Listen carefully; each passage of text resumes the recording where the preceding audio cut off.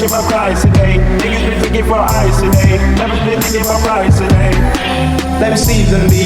I cannot think about scrutiny. I make my flame of my reasonings. I'm a brand of my reasonings.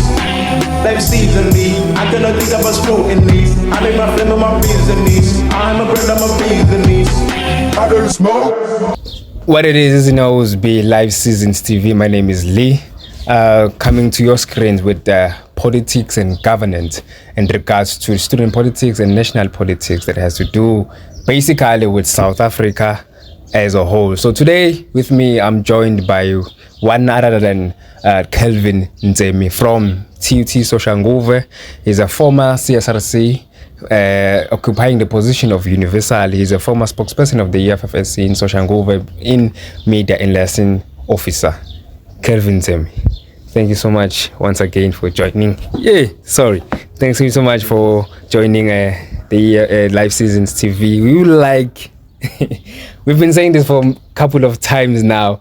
We would like to apologize sincerely this time for the negligence that we are facing as the production, as the broadcast in regards to technical issues that are happening on the other side. We once made our interview and it didn't quite sit well in regards to editing and some background music. So that's why we came to initial part to take it down. Then we can have another sit down once again. Then now it happened that we were shooting and negligence did happen because we are recording with a phone. So hopefully to those who are watching on screen, you can assist through banking details. It's on the description below. My personal number is also on the description below, so that we can be assisted through this broadcasting thing. To you, Kelvin, we would like to sincerely apologize more than the viewers themselves. No apologies accepted, my brother, and greetings to you and your viewers. Thank you so much. Thank you so much. Kelvin, to so many things that we can speak about, to many aspects we can speak about, I would like to speak in regards to where you were leading once in a while in TUT Soshanguve, where politics stood this year in regards to elections. You were going for election in 2020, for 2024 to 2025. Then last year in 2023 to 2024, you won 4 seats where you deployed President General for ISRC. You had President on local. Then what happened is, coming this year, you didn't win quite impressively than how you won last year in ensuring that you occupy all the positions. I just want to know how that made you feel. What are the wrong things that you think for latter leaders that will lead the EFF SC will be able to manage and be able to articulate? No, thanks very much, my brother, once again, and greetings to you and your viewers once more. With regard to your question, my brother, how we feel about the results of the SRC elections, apart from us being proven right that we are leaderless, we don't have leadership in TUT Soshanguve, because that is basically what we've been saying. Therefore, we campaigned knowing very well that it's not going to be an easy one. Precisely because we knew that students are not happy with the leadership of the EFFSC in Soshanguve campus. We're very much certain about that. Hence, at some point, we've been pushing that we must launch a branch and then have a new leadership with political willingness that is going to ensure that they champion the students, the issues of the students, I mean. Therefore, that basically proved us right to say what we've been saying. We're not saying we're celebrating the EFFSC losing, and we're not saying that we wanted it to lose. But if the EFFSC Soshanguve was to win SRC elections, it would then mean that what we've been saying about the leadership that we're having, it means we were lying about them. But this thing came as a reflection to say, but really in Soshanguve there's a crisis of leadership. In Soshanguve, we've elected and deployed people who put themselves before the students. People who put themselves before the organization. Therefore, it means they are now bigger than the organization. They are untouchable. They are bigger than the organization. They don't report to anyone. Therefore, in that kind of a situation, you are less likely to survive in the SRC elections. Because, my brother, you don't win SRC elections during elections, but you win SRC elections during the course of the year, during the course of the academic year. That's when you win SRC elections, starting from registration period. So that the results will tell you what was happening, what was the EFFSC doing during the whole year. Since you're taking accountability to yourself, where are the parts where do you feel like this is the reason why we as the EFFSC, we have lost the elections? No, thanks very much for that again, my brother, for you. That is a very fair question, because my answer is now on our side, only is partially on our side.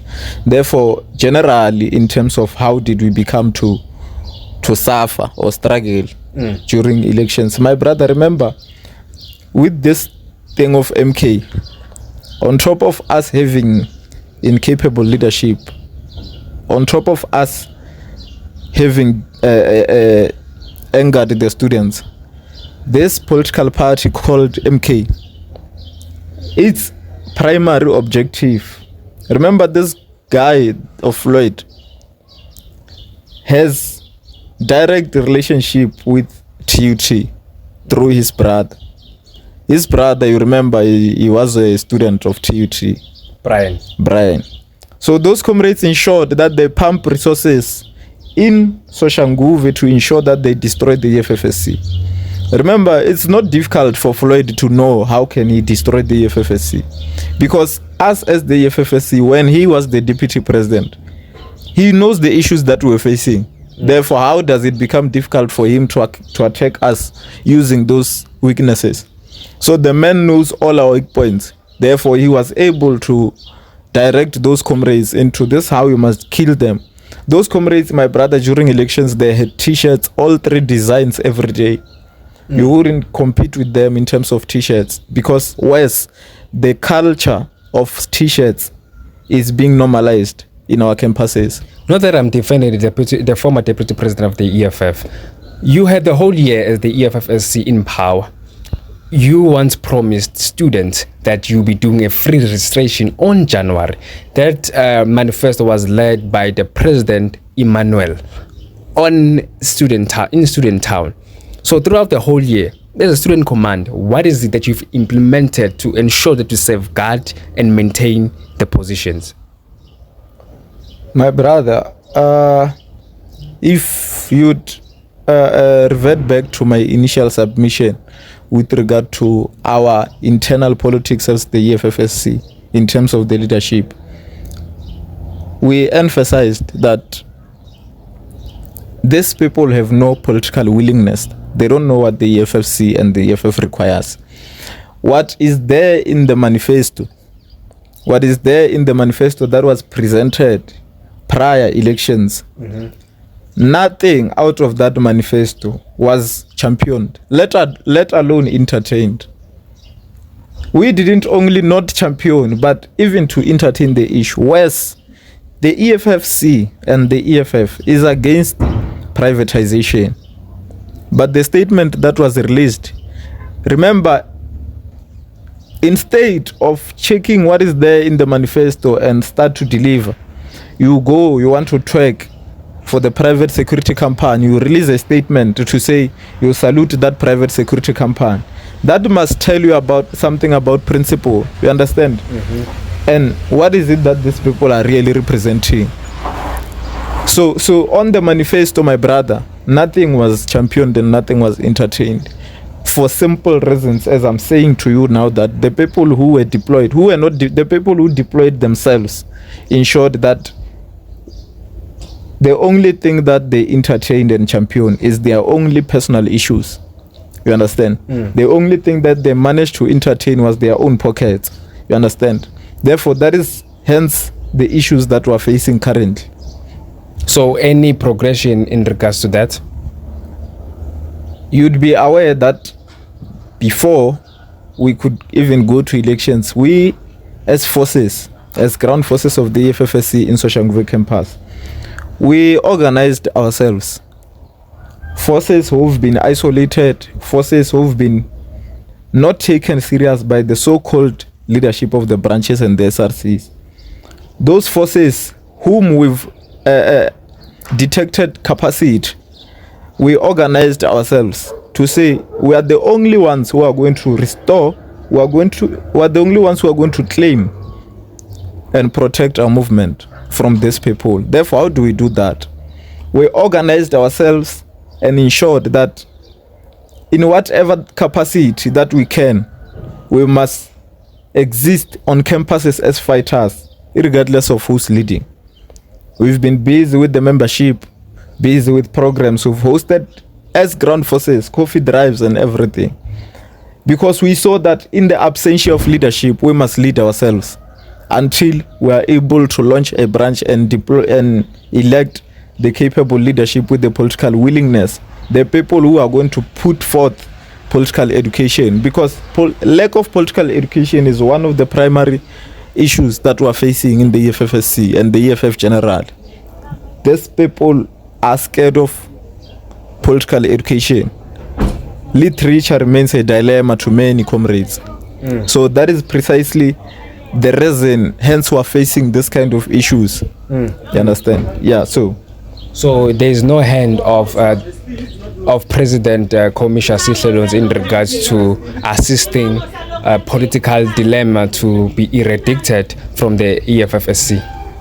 Can you, is there any intrusion or intervention in regards to President Sihlelonzi intervening into this issue on assisting people to maintain deployment and also political education? I don't think there is, because for as much as we don't have functional branches, for as much as we don't have existing and alive, vibrant branches. What difference would the branches make? What difference would the branches make if they are indeed launched? If we are having a capable branch, my brother, solid, sound branch, those people are the people who are going to uphold to the principle of the movement. You understand? They are going to run, they are not going to operate under common sense. They are going to be guided by the policy and the constitution of the EFF and the EFFSC. Therefore, in that, we won't be facing the issues that we're facing, because it means we'll be knowing what is required of us. You understand? A solid branch means there must be a political education instilled. It must be compulsory. That political education is going to capacitate all of us as ground forces in order to know what is required of us. You understand? That is what the branch, that is what a sound, solid branch looks like. There's no solid branch that can fail, my brother. There's none. But Julius Malema likes to say EFF and EFFSC are unled movement. You can lead as a current force leading the movement. So does it need a stronghold for the movement to be led by students? I don't think I understand your question. Like, for an example, Julius Malema said EFF and EFF, it's you can lead, even a ground force can lead the movement. You can take charge wherever you are. So you as an individual seeing these things happening in front of you in regards to those ones that you just mentioned, in regards to they deploy themselves for their own beneficiary and interest, how can you not having maybe a loudest voice such as the President Sihlelonzi can be able to articulate these issues and clarify them? You know, if I can give you an example in Soshanguve. If you come to campus and see who are the fighters who are known to be on the ground every day, those people that you know, they are ground forces, they are not leaders. Even if you go to students, or who do you know in the EFFSC, they'll tell you. Those people that they know, they are ground forces, they are leading nowhere. It is only because of their political willingness and the capacity that students were able to see that these people are leaders. You understand? The thing is, these other ones, they came and they got these positions. They believed that by mere fact of them having positions, they are then transformed into leadership. You understand? I understand. You can be in a leadership position, that doesn't make you leadership. You understand? There are ground forces who've been isolated, who are capable. Hence, now you're having people who are saying, now we led, we are old. Those are the only things that they can reference from. But if you go to the actual reality, which is the ground, they are detached from the ground. They are not known and seen on the ground. You understand? I understand. So in regards to what you are saying, the MK had 3 seats in Soshanguve. EFF had 2, SASCO had 3. SCO had 1, SADESMO had 0. So I just want to know, how did that arrangement happen whereby the EFF-SC was forming part and parcel of the GNU, so-called, with SASCO? In which campus? Sosha. No, we're not in a GNU with SASCO. In Soshanguve. Yeah, so you are on in Ntsemi. We've aligned with MK. Oh, okay. Okay, so what are the guiding principles you aligning with MK? No, there's no principle that we've aligned ourselves with MK under, particularly of the EFF and the UFFSC, because we believe in us leading, not with anyone. You understand? But what then got to happen is that as the material conditions were not in our favor in terms of results, we had to calculate the factors as to who do we work with in order to maintain this power that we're having. You understand? So what then got to happen is that we couldn't work with SASCO on the basis that SASCO already is leading on other campuses. So if we are to align with SASCO in Soshanguve, it means institutionally we are going to give them. We are losing institutional SRC. Therefore, we had to make a compromise. Hence, you can see that in Soshanguve is the only campus where EFFSC aligned with MK. Because we took a posture to say, how are we going to survive this thing to a point that we're even going to have an ex officio on campuses and then exist in the ISRC strategically. Therefore, we had to align with MK. That we give them president, they give us secretary and triple S on the basis that we were leading as the president. Therefore, we can give them that president and therefore they give us the pen. So how are you willing to do better than last year? As the SRC? Yes. Or as the EFF, as the EFFSC? As the EFFSC. Maybe what are the goals, the objectives, the vision that you have coming forth to the 2024 till the 2025 of election or deployment?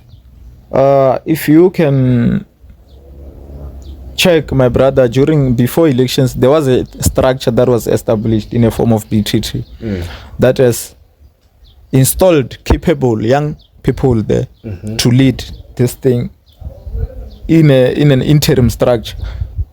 Those people are the people who have ensured that the EFFSC is seen, the EFFSC is vibrant, the EFFSC is available to students.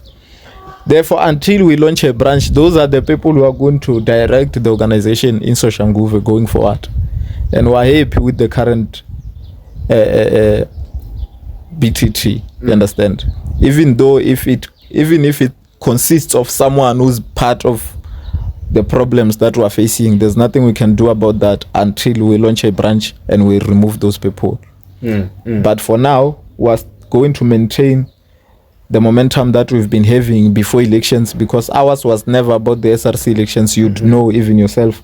Ours was to ensure that we revive the organization before the elections, and then we'll be able to drive this movement forward. Looking backward from as I reflect, according to the EFF constitution and the EFFSC, you are to hold the press meetings, but in the EFFSC it's called branch meetings in regards to you being transparent to the voters and you being accountable to your voter. But when you look at back, you never said for 2 weeks. After 2 weeks, you never said, because in the constitution says you are to sit 2 weeks as the EFFSC. You are to have a branch meeting.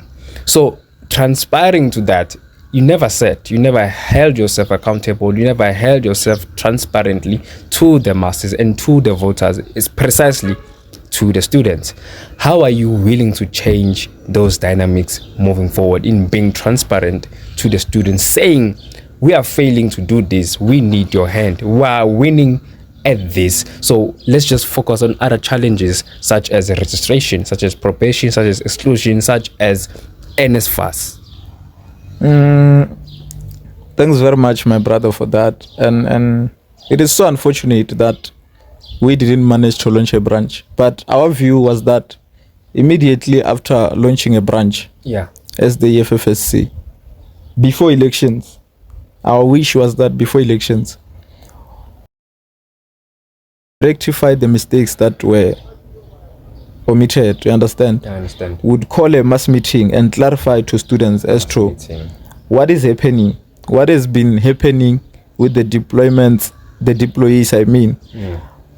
What is it that they are requiring from us? And the primary thing was those people were all going to be removed. And then we would come to students back that here's the problem that we've been facing, therefore we've removed it. Therefore, let's hope and believe that going forward, we're going to be able to work together. You understand? That is our view, that with a solid, capable branch where deployees are able to account. Remember, for you to then be able to call those mass meetings, if your branch doesn't call you to account as a deployee, you are a deployee and you deployed yourself. You don't see any need. No one will force you into anything. So everything is not done in a democratic manner. No. That's what you're saying. There's nothing democratic about what happened. Nothing. So the intervention of the President General, which is Soshanguve? No, the man, we've been calling the man. We've emailed the man to come and intervene in terms of launching the branch. But there's nothing that, the only intervention that we got was through the province and later on through the TG. Were able to find an interim structure. But ours, through the President, we've been saying come and launch the branch or deploy someone who are ready. We have a membership. We even sent the membership of people who are registered to vote with the EFF. A paid membership of fighters, not of voting kettles, of people who are verified that they are voters. We've been sending those things to the national to say come and rescue Soshanguve. But I think the attention now would click after they saw that we lost. You understand? But before that they had no reason to, because it was like we're lying to them. Since I'm here hearing you out speak about the EFFS, I haven't had even a single good thing that you have done here on Soshanguve. So does it transpire or align with the fact that Julius Malema once said in 2019 that the EFFSC is useless? Is it aligned with that? No, it's not. It's not aligned with that. We lost because we didn't represent the students. This thing is a simple reflection of how you were leading. It's like the ANC. People didn't turn on the ANC because they are tired of it. They don't see anything from it. This is what the students saw ever since those people were deployed, that we see nothing from this thing. Therefore, let's find an alternative. But to answer you on the issue of the CIC saying, he never said, I don't remember him saying it's useless, but what I remember him saying was that, is the EFFSC not a premature baby? Was it not a premature decision to form the EFFSC? On the basis that at that time, he saw and believed that the EFFSC is fully dependent on the EFF, which it must not, because the EFFSC is an organization of its own. Therefore, it's their view that the EFFSC must have its life of its own. It must be able to maintain and sustain itself. Yes. No, I hear quite very clear. Because I've heard the CIC saying that we must protect President Soshanguve by all costs. When we meet him, we must give him 1.5 just to encourage him in doing much more for the liberation of this country. So hearing you saying those things about him, it doesn't bring any good. But if you can reflect back, last year, he almost won majority of the universities in South Africa. He had 18 of them. Does that count to you? No, Sitler never won anything. Sitler never won anything. So you're not happy about his presence as the president? And the ground forces of the EFFSC won elections. You understand? If it's Sitler won elections. He's still there even now. Why didn't he win? Why are we losing now? If it's him winning these things, we must not lie to each other, my brother. The previous year, there was a mood of national elections where it just came from FNB. Students had nice things there about the EFF. They were there. We took 6 buses from Soshanguve to FNB to go and listen to the message from the commander-in-chief and to celebrate the 10th year anniversary of the EFF. You understand? That thing brought hope into the masses of our people and our students in particular. Not necessarily that Sihle won anything. Yeah. No, the man never won anything. The ground forces, my brother. So you're actually defying what Julius Malema said? No, the CIC, we must speak reality, my brother. Those comrades at some point that detached from what we experience here. Yes, the CIC might be basing the CIC might be basing this remarks and sentiments on the engagements that they always have, and also on the victories that he saw. But we are the ones who deal with these people. We know how they operate. You understand? We know how they operate. So we cannot be misled into saying the ground forces must take credit of their work. The ground forces must be credited where it's due. They must be acknowledged. That ground forces, so even when it was not fashionable to do so, you managed to fight for the organization, ensure that its life and existence come to reality in terms of continuation. You understand? So we must not. Maybe it's because maybe you may not like his leadership style towards certain challenges and issues. You wish him to maybe try some other things aside from those. Maybe you may not like, maybe it's not your faction. There are things about that. I'm saying the man, no, I'm against the view that Sihle won. You understand? Okay. I'm saying we must tell the truth. I'm saying if it's Sihle, he's still the president. He was the president in 2022. What was happening then? What is happening now? If it's about him, you understand? I understand. I'm saying the ground forces must take credit. I'm saying the ground forces must be acknowledged. That's what I'm saying. I'm not saying I'm against the man. The man is sharp. You understand? He's a leader in his own right. He's a president of our gigantic movement. Sure. We cannot take that away from him. I'm not against him. You understand? Yeah. So what are your views in regards to Vets losing elections? Vets losing elections? Most precisely for the EFFSC. Hence, it had majority in the past year. No, Vets, I think what is happening in Vets also can be translated in what happened in TUT. That it means students were not happy with the leadership that they were having. It means they were unled. The people who are leading in Vets, they are the people who go around podcasts, doing interviews, lying to the organization. But the reality in terms of the results will now come and expose you. Vets had everything in terms of resources. They even did bashes and everything. But because students are not crazy, we are dealing with academias here. We are dealing with people who understand what is required and what they understand what is important to them. You cannot come and now bring the EFFSC in Vets became SASCO in the University of Limpopo, because SASCO in the University of Limpopo brought the most favorite artist in Limpopo, King Minat. But students didn't care about those things because they knew that their issues are beyond entertainment. Even in Vets, students knew that our issues are beyond entertainment. Therefore, they chose those they believe that were able to lead them. You understand? So what is happening in Vets is just a reflection that we've been lied to. We are being led by people who have no political willingness, who are just camera friendly and everything. So you wish what happened in regards to the EFFSC in Limpopo happens as well in TUT, more especially in Soshanguve. Hence, we now in the University of Limpopo, there is a President General deployed by the EFF Student Command, which is Khamelo Poto. Do I wish that it must happen in TUT? But it happened most last year, initially, and you didn't report. The students weren't happy. So the vibrance that the EFF Student Command had in University of Limpopo, how can it be transferred to TUT Soshanguve? Yeah, that is a very good question. My brother, politics, the people who are leading in the University of Limpopo, they have political willingness, you understand?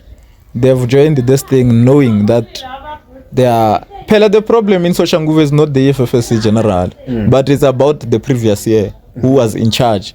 That is where the damage happened, you understand? I understand. So what is happening in University of Limpopo is that the people who are there, they represented the students since January up until elections. Hence, the comrades were very certain about the third term during the beginning of the year. You understand? I understand. Because they knew that we are not compromising in terms of what we committed to our students. We never promised anything. We just made commitments that this is what we are going to do. The food parcels we are going to deliver to students, sanitary towels and everything. The clearance in January, those things, you understand? So those are the issues of the students are similar, my man. If even you come here in TUT and do those things, Yeah.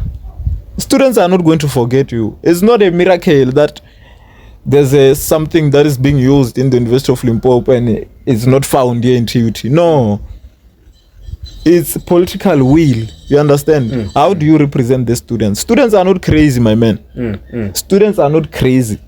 So coming back to the elections that happened this year, 29th of May 2024, where the EFFSC was the EFF initially wanted a big piece whereby they go for number one, and it didn't quite happen. And we saw the new political party on the ballot, which is Umkhonto Sizwe, led by Jacob Zuma, being the number 3 biggest political party in South Africa, and the EFF being number 4. What's your take on that? No, our take on us losing elections, apart from it not being a nice thing, of course, because as the EFF, we believed that we've got this thing going. We're having this thing in our court, you understand? Yeah. And I still believe even now we're still having it. Because what happened during elections, my brother, you'd remember that the EFF there was a campaign against the EFF, other than the people campaigning to win elections. Many political parties were campaigning to destroy the EFF. They were not campaigning for them to win. You understand? Hence, you had political organizations formed precisely for the purpose of destroying the EFF. The organizations who stood for nothing, but their motto was primarily on down, EFF down. Therefore, those are the things that the EFF had to go through during elections, because how do you have the DA saying the EFF is enemy number 1 while the EFF is behind the DA? Using common sense, my brother. If we are in a race and we are running and I'm behind you, I cannot consider you. You cannot consider me your enemy. But you must consider that those that are before you, those are the people you must consider your enemies, if indeed you want to win. But this thing can show you that these people were not campaigning to win. They were campaigning to destroy the EFF. You'd receive an SMS from Rise saying, on the 29th of May, we're not voting EFF. They are not saying we vote Rise. Yeah. They are saying we're not voting EFF because it's a criminal organization, VBS and so on. But it said that the EFF also pinned it on itself, whereby there's a certain thing whereby the border police, not a certain thing, sorry. There's a border police that allows all foreigners to be coming here in South Africa. And previously it is said that those people coming from other countries don't come with good intentions, but is to ensure that they sell substances to the young ones, and also they are accused of several things allegedly, such as rape, such as kidnapping and human trafficking. No, thanks very much, my brother, for that. If we are to go back to 2013 when the EFF was formed, this policy on open borders has been there. It didn't come in 2024. It didn't. It was there, but we've been winning elections. We've been growing ever since. This is the first time the EFF loses elections nationally since its establishment. You understand? But the border policy was there. And then what does that tell you? Does that mean you now become aware of the policy now? Or I want to show you something on the issue of land expropriation again. That has been the policy that people are having a problem with, saying it's problematic. The EFF won't grow because of this thing, because we want to drive people to the sea, which was a lie, you understand? But at some point, people came to accept the reality and say, no, this is not an issue. Now they are coming to the border police to say the border policy is a problem. But we've seen Operation Tutula that was led by Nhlanhla Lux saying, Guti, these people are bringing dirty things into our country, so they must leave, including the Minister of Sport and Art, Gayton McKenzie, the one of PA, said also, Mabaham, we've seen his viral video saying these people don't bring things that are of good intentions in South Africa. In most cases, these people are against some of the things because they are being said by the EFF, you understand? We must be realistic that some of the things people are only against them because they are being said or they are being dissected by the EFF into the society. On the issue of borders, Gayton, why is he not winning elections? Because his stockpile of Patriotic Alliance is only based on Mabahambe. Therefore, if those people leaving means the EFF will win elections, why does it not start with him? Because he even went to the border showing people on TV that, I don't want foreigners. Why didn't he win elections? If really the issue of borders is a problem. Because again, on the issue of Bolags and everyone, those are xenophobic attacks against our African people. Because to now say people are here with substances, rape and everything, you actually lie about people. Because if someone is doing drugs, is doing substances, treat that person as a criminal. Treat them as such. You cannot now come and generalize issues that, no, people from Zimbabwe, they're stealing, people from Nigeria, they are doing drugs. It's actually misleading lie because other people came here to find life. You understand? Personally, the people I experience... Are they legal to be here? Regardless of them being legal, because on the issue of illegality, it means on the EFF again, the EFF never said people must be here illegal. The EFF said people, each and every one who's from Africa, they must come here, and then we must make it our prerogative to ensure that we document those people. That must be our primary objective as the EFF. We are not saying people must come here and therefore have no identity. We are saying they must be documented so that we'll be able to identify them in the issues of crime and everything. We are not saying we want people to come here and be unknown. You understand? That is some of the misinterpretations that are being pushed and the propaganda that has been pushed against the EFF. I've been so curious about this question on what is the relationship between the EFF and the EFFSC? The relationship and between the EFF and the EFFSC. What is the relationship? Do they even have a relationship? There is a relationship between the EFF and the EFFSC. Unlike SASCO and ANC's, EFFSC is not an NGO. It's not because this ones of SASCO, they are saying they are not related with the ANC. Now are related with the EFF, hence is the Economic Freedom Fighters Student Command. It's a student movement of the EFF, not of anything. Therefore, this movement exists in the universities to ensure that they build a dynamic relationship between the students and the community. Starting from insourcing the parents in the universities, build a relationship from there, and also build on the outside, because before we are students, we are community members. You understand? Hence, they are saying you can never be a member of the EFFSC before you are a member of the EFF. So that is the relationship that is there between the EFF and the EFFSC, because before you can become a member of EFFSC, it means you must be an EFF first. Therefore, that is a direct relationship. You must be registered to vote with the IEC for the EFF. So do you get assistance in regards to resources, funds, whenever you're going to elections? Just as you stated that the MK Youth League in Soshanguve was assisted by the MK.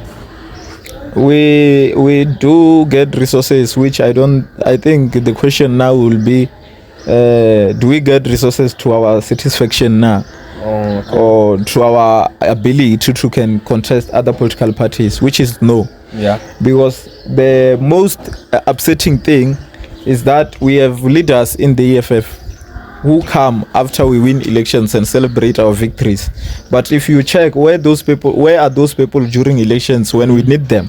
They are nowhere to be located. You understand? I think that is the question again that the EFF must be able to answer. It must be able to deal with that. The people they deploy on our campuses, they are not assisting us. You understand? So I think they must have a strategy. The EFF is going to an NPA on December. Do you think maybe by any means that thing can be addressed? It's important that remember us as our fighters, as our members belonging to WATS, as some of us perhaps will be delegates even. We don't know because we exist in the WATS. That is the question that will ensure that it is answered in the People's Assembly. Because why? It means during the elections, the national elections, the EFFSC is always ensuring that students rally behind the banner of the EFFSC as our primary objective of building the dynamic relationship between these two structures. You understand? Therefore, it's our belief that as much as we assist the EFF in order to grow, because if you can check the voting stations that are student based, we win those voting stations with huge momentum and huge number. Therefore, I believe that we have a right to be assisted by the EFF as we are also contributing to the growth as members. You understand? So I'm gonna take your word rally and read upon it some other comments or some other question that Joshua Mamponga once stated. He said, for some other reasons, we have left the destiny of our own country into the hands of politicians who are only here for 5 years and disappear some other time for 3 years. The first year, they're still figuring out the front doors and where their offices are. The second year, they're trying to put together a team of people so that they can work. The third year, they start doing programs, and on the fourth year, they are planning for elections. And on the fifth year, they are campaigning, and on the sixth year, they are looking for another term. What's your take on that? When you say you are rallying behind the politician of which Joshua Mamponga is believing that as the young person of South Africa, you should be having hope on another young black person, precisely, if I can put it like that, in a context of removing our trust and beliefs on thinking someone on the other side can be able to articulate our issues. I think with the views of Mr. Maponga there, I don't think it's actually us putting our hope in politicians, but the wrong thing is that putting our hope in wrong politicians. You understand? Just like we've been doing with the ANC, the citizens of the country have been putting hope in the ANC, believing that even till 30 days after, believing that something will come out of that. That's people putting hope in politicians where something is going to come. But if we look at it not in a narrowed approach, you understand, is that the people that we elect, are they having political willingness now? The people that we elect, are they having the political will to can uphold? Remember when you saying you are going to uphold, so to uphold to the standards of that which they deployed in, and to implement that which is presented before them. Yeah. Therefore, what then happens is that I'm going to give an example with a councillor, a mafia fan. The man, when he got elected to be the councillor of Nkomazi, Ward 11, the man was coming from student politics. He had no experience whatsoever in terms of domestic politics, how to maneuver through those processes. But immediately when he got elected, because he had political will, he had willingness to champion the issues that were before him and his people. Immediately after him, if you'd remember, it was in less than 2 months where he was awarded a Council of the Month. Because the man was delivering on issues of the people. You understand? So that thing didn't come from the sky. It was on the issues that are there from the people. The man would have what you've mentioned, that meetings with the people, know what the people want, know what is there what is required and what is not. Therefore, that is basically what the man did, and then he knew what the issues are before him, and then he was able to implement. So you mean to say the GNU is also doing the same, or you are against the GNU? Because they have been transparent and meeting the people as well. The DA has been doing that. What is happening in the GNU? There's nothing progressive happening in the GNU. The DA posing itself as working is to ensure that it is better than the ANC. Remember, the primary mandate of this political party is in the GNU. It is not that they deliver. If it's that, it is to show that they deliver better than the other ones. They are competing amongst themselves. That is the collapse of the GNU. 100 years now, what happened that you can say now that the GNU is progressive? We had the NHI bill, which they never agreed on. We had the Bella bill, which they never agreed on. But that is the people that you are saying they are agreeing. They are a government of national unity. Where's unity if you cannot agree on basic bills that are going to favor everyone in the country? So let's just say the EFF formed part of the GNU. Do you think anything progressive would have happened? If the EFF was to form the part of the GNU, it wouldn't be this kind of a GNU, because it would only comprise of the left-wing forces. It will only comprise of parties of the left, people who want land expropriation, because that is our primary principle, that we must expropriate land without compensation. You understand? We saw the PAC joining the GNU currently. We saw the UDM joining the GNU currently. They are also against land expropriation with compensation. Them being part of the GNU means they are against, but in general, they are pro land expropriation. So that means they compromised. That means they sold out the position of the land of the left. You understand? Because if you remember, there was the Progressive Caucus that was formed, you understand, of the parties of the left. But some of those parties from there, because they saw that them holding on to the EFF is going to delay them being in government, they then ran away to say, we are going to compromise. We must form part of government by any means necessary and as soon as possible.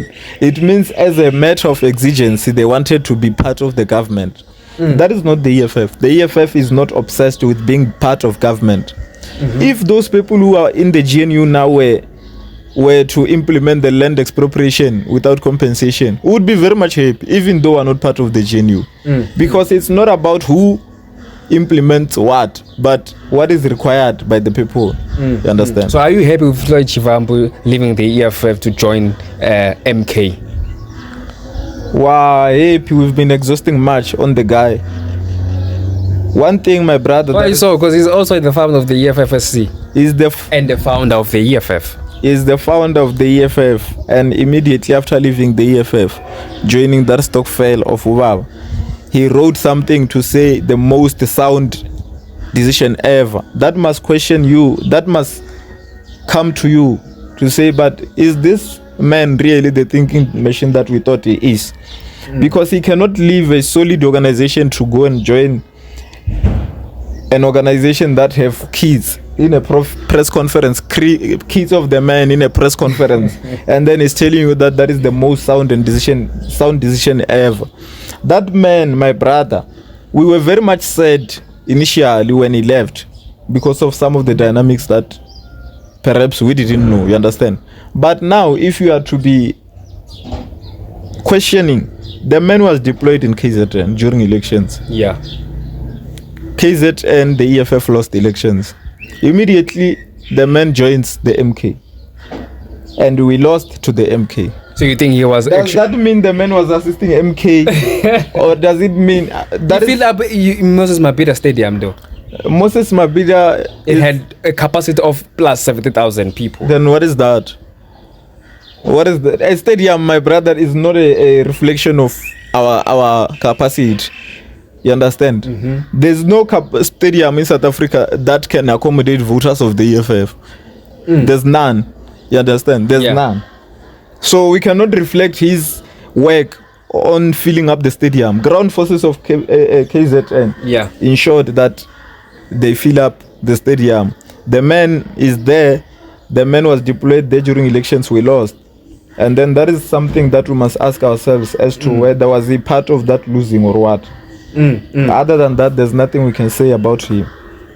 So for a person who doesn't know Calvin Ntsemi, initial, who is Calvin Ntsemi? Because you are very smart, my man. You are good looking. I mean, you are intelligent. You are a good chanter. One Direction, Solution.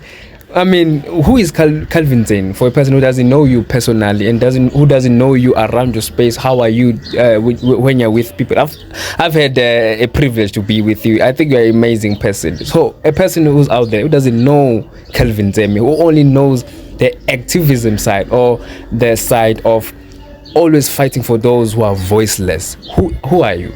Yeah, that's me. That one that you always see, that's me, my brother. So Calvin is just an ordinary boy from Submekar. What motivated? In Limpopo. He's just a son of a domestic work. Yeah. So what motivated you to be an activist? As we always say, my brother, that to us it was a privilege, you understand, because these things of activism, we didn't learn about them from TV or reading, but we came to exist in circumstances that would suggest that we are treated as less human, we are treated as a semi-person, you understand. So those conditions that were existing in, I would give an example with where I come from. It's a previously white dominated, Afrikaner dominated community, which they are still in charge because they are owning many farms, which some of them are still not occupied, but they are having a fence. So those conditions where we existed, we saw that the difference between us as black and this ones of white is that we live in squalor, we live as in numbers, where one person can be in charge of a farm that can accommodate the entire community. You understand? So those are some of the injustices that we came to experience. You understand? Then we saw that really these conditions are not fashionable. You understand? They are not a condition of a black child to grow and exist in. You understand? But we appreciate those experiences because those are some of the things that got to grow us and make us to be who we are now. Because I don't think if I was not a son of a domestic worker, I would be anyhow conscientized or anyhow part of the activism, because as I'm saying now that we experienced social injustice and equality directly, you understand? So those issues and conditions that the ones which led us to being part of the activism, you understand? Now, I understand the initial part on the reason why you are all against Orania, but it literally makes sense. So, hearing your stories, because I see it similar to the one of the CIC Julius Malema and the one of the president of University of Limpopo, which is Porto. So, didn't you feel maybe respectfully embarrassed around other kids who comes from home with silver platter, whereby you have to introduce yourself? There were times whereby you had to say where I come from, who I stay with, myself back in primary school. So didn't you feel embarrassed in terms of you stating on my mother is a domestic worker? No, there was never an embarrassing thing about that, my brother, because that thing, I still appreciate it even today, that it's what made us to be what we are now. You understand? If we were not coming from those conditions, we would just be existing now. We don't know where we would be. But in terms of our upbringing, the conditions that we're existing in, how our parents were working and everything, us seeing our parents coming from work, expecting some scuffing there, or going to them thinking they're having some leftovers from white people. So those things, when CIC always mentions them, we just see, no, this struggle is actually universal. It's not something that CIC experienced or is making it up. It's what has been happening. You understand? Some of us, our grandparents were domestic workers since we were born until they passed on. They were domestic workers. You understand? So I cannot say I was embarrassed by, because as a child, my brother, perhaps we are not the same, but as a child, for as much as at some point you'd be happy that your parents is working for white people, which is mediocre, I understand, but at some point you'd be happy now that you understand what is happening. But you'd be happy that they are working for white people. They'll bring some things from the white people. You understand? Other than that, we cannot be embarrassed by the conditions that our parents find themselves in, where we know they didn't create those conditions. Hence, we are here now to ensure that we change those conditions. We ensure that wherever white people are existing, we're going to take our parents so that they are going to exist there as well, as people, as equal humans. So outside of activism and politics, do you see yourself maybe in a corporate environment? Yeah, of course, and and leave these things of activism down? No, we cannot leave activism. You also fight there. We are going to be. Remember, my brother, these conditions are making us to be activists. Until the realization of economic freedom in our lifetime, we are going to remain activists, whether we are in the corporate world or not. Because I, for one, at some point, I'm studying integrated communications. You understand? At some point, we might find ourselves as diplomats, as communications liaisons somewhere. You understand? But that doesn't mean we are going to stop being activists. Pella, being an activist doesn't mean you are going to strike or what. Even if it means that. But even if we are going to be in the corporate world, for as much as those issues are still existing, we are still going to be part of the people who champion those issues. Until we realize economic freedom, until we expropriate land, we are going to remain activists. You understand? The last question that we always ask on the show is, what would you say to a person at your age and younger than you? To a person at my age and younger than you.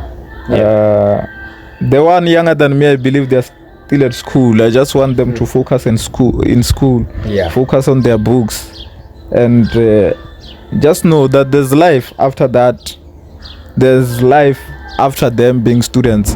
They must focus on their books, pass, come and join us here and become activists as well, and then fight for the genuine cause. You understand? And those who are equal, perhaps they are unemployed like us, what we can genuinely tell them is that they must stay in the lane. They must not give up on anything. If there's something that they put their mind in, they must focus on that thing that they put their mind in, regardless of whether they're going to achieve it now or not. They must continue fighting for that which they believe in, like we're doing now with economic freedom, because we don't know when we're going to get it.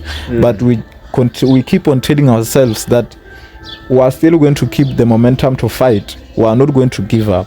So those are the words that I can tell someone who's my age. Thank you so much, Ntsemi, for joining us in Go Live Seasons TV show. And we sincerely again apologize for the inconveniences that transpire now and then. We hope to do better on the other time when we have you on the show. No, thanks very much, my brother. That's to me, to you. Welcome all, welcome one, welcome all. I remain calm and collective. My name is Lee, and this is Politics and Governance with Lee.